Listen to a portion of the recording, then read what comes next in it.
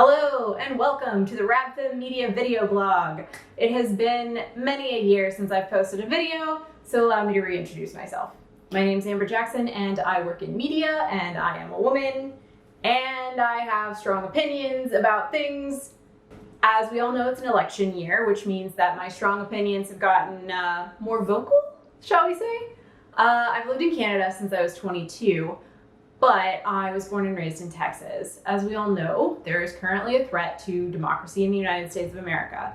The privilege of remaining undecided in this upcoming presidential election was forfeited when the sitting president casually dropped the idea of breaking constitutional law and adding a third term for himself. We are going to win 4 more years, and then after that we'll go for another 4 years because you know what? They spied on my campaign. We should get a redo of 4 years.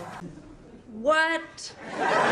It's been clear from President Trump's first run in a presidential election that he clearly doesn't value what makes our democracy so loud and so beautiful, the right of the minority to dissent. If you've never watched Justice Ginsburg give a dissenting opinion, then you've done yourself a great disservice. There has been a tradition in the United States of dissents becoming the law of the land. President Trump has proclaimed that rather than taking the dissenting opinions of the opposition under advisement, a time-honored tradition in the United States of America, he prefers to abuse his power in order to jail his political opponents. Crooked Hillary Clinton.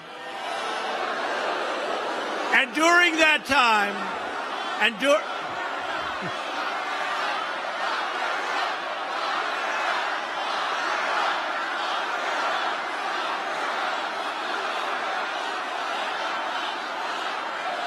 The only consolation I have is that Donald Trump doesn't really follow through on his words. If you, like me, are a citizen of the United States and are living abroad, I want to walk you through at least my experience of the vote by mail process so that maybe you can do the same.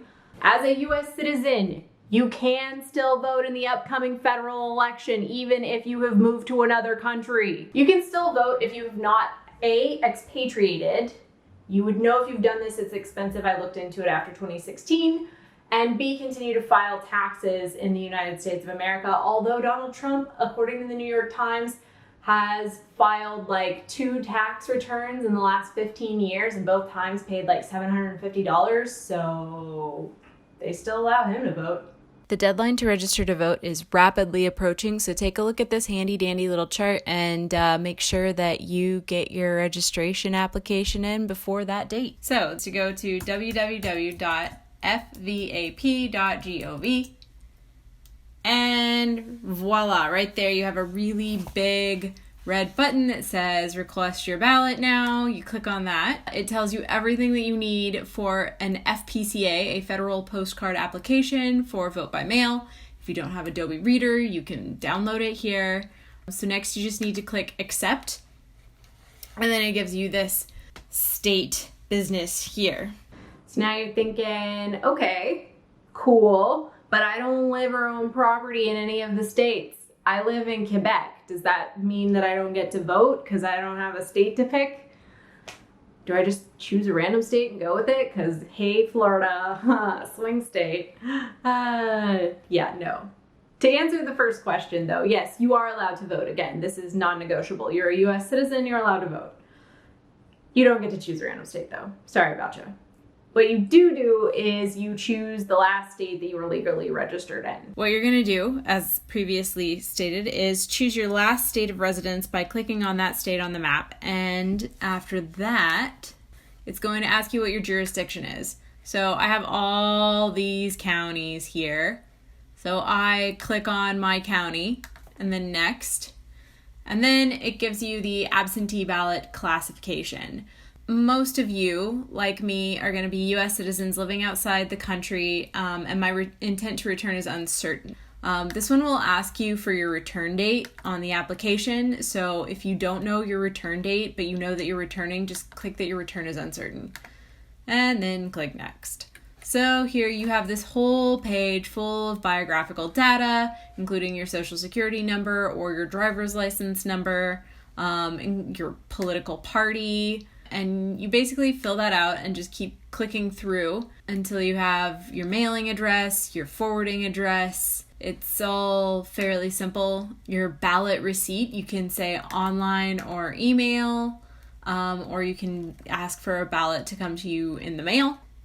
Yes. Then it's going to ask you for additional information. They give you this little script box here. You can type whatever you want. If you have questions for the electioner, when you're done, you click review, and then it gives you this. So you just double check that all the information's accurate, and then you go to print. If you're like me and you don't have a printer, not to worry. You can download it as a PDF at the end. You will need to find a way to sign the form. Get creative. You will have to rescan the form after you sign it, or possibly you signed it digitally somehow with Photoshop, or you signed a piece of paper and then you took a picture of it. Next step, figure out if your jurisdiction, meaning the last place where you lived legally in the United States, accepts email or fax FPCAs. Say your jurisdiction is Miami. Go and check on the fvap.gov site if the elections clerk for Miami accepts email or fax votes. And if it does, you'll get an email address to that elections clerk. So all you have to do is send them a super nice little email. Hello, to whom it may concern. My name is, in my case, Amber Jackson. Put your name, not mine. And I would like to register to vote. Please find attached to this email my signed federal postcard application, or FPCA. And then you upload that form and you attach it to your email and you send it off, and voila, you're ready to vote. Who's excited? I'm excited. If you're in a situation where you have to mail in your absentee ballot request because your jurisdiction doesn't accept the FPCA forms via fax or email, then pause this video right now. Go fill out your form. You can refer to anything in the beginning of the video, whatever, just get registered to vote. Congratulations! That was difficult, but not impossible, and now we're all registered to vote. And we will get our handy absentee ballot either in the mail or in our emails. Sweet. Now we print and vote. But wait, why are there so many pages? Dear God, there's like 15 pages of instructions here. U.S. citizens residing abroad only get to vote in federal elections and not in their state's elections. So my jurisdiction's elections clerk was kind enough to mark my ballot with an X in the places that I don't vote. If you're really into apocalyptic hellscapes, you're gonna wanna fill in the box next to Donald J. Trump. And if you want to vote for the lesser of the two evils, you're going to want to completely fill in the box next to Joseph Biden. Now you'll notice there are two other candidates on the ballot for President of the United States of America. And I am here to tell you that while I do advocate for breaking free of a two-party system, we really only have one party in America right now, and that's the GOP, and they cheat. So I've run the math, and we strategically can't afford to split the vote, because if the vote's close, they're gonna give it to Donald Trump. Don't split the vote. So you've fully filled in the rectangle next to the name of the candidate that you wish to vote for with black ink, and you folded up your ballot like I have, and you're gonna pop it in the envelope. Now, my ballot came with a random extra page that had a barcode on it. I'm just gonna throw it out there and say that if there's a barcode, it's probably important, and put it in there. But wait, Bob, there's more.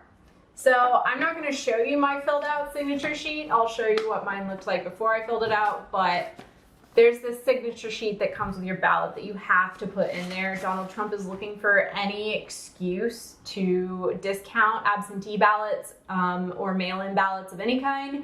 So please make sure that you fill in your signature sheet and sign it.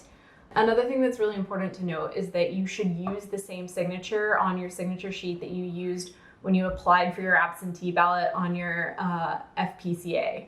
Cool, so you're almost ready to mail. You put your ballot and your signature sheet in your envelope, and you're certain that everything is properly filled out. Now you may seal the envelope.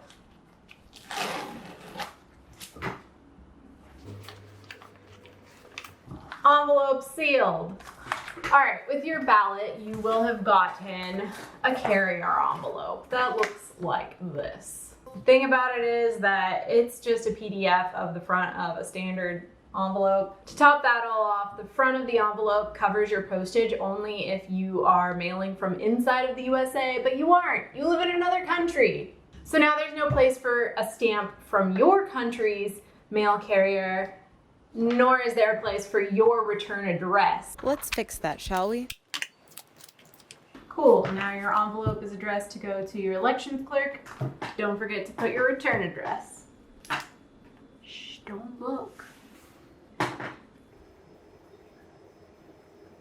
right, now you have it addressed, you got a return address, but you still have this thing here.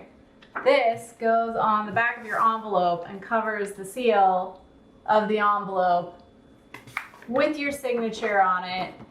You have to sign on the top here. Now, if you can't sign, that's what this bottom part is for. The vast majority of you will just be signing next to the X on the top and leaving the rest of that alone. It's definitely sealed. Well, I'm off to the post office to mail my completed ballot, because it's going to take more than pussy hats and sheet caking to save democracy if Donald Trump wins again. Wait, just wanted to pop in here at the end and remind everyone that the French Revolution was led by a group of women who attacked the armory in order to gain arms for their husbands to fight the French Revolution, because they knew that the French soldiers wouldn't shoot women. So ladies, oh wait, one more thing. If your husbands are Trump supporters, I highly encourage you to read the Greek classic Lysistrata, which I have dubbed the political cock-block play. Read it, you'll know what I mean.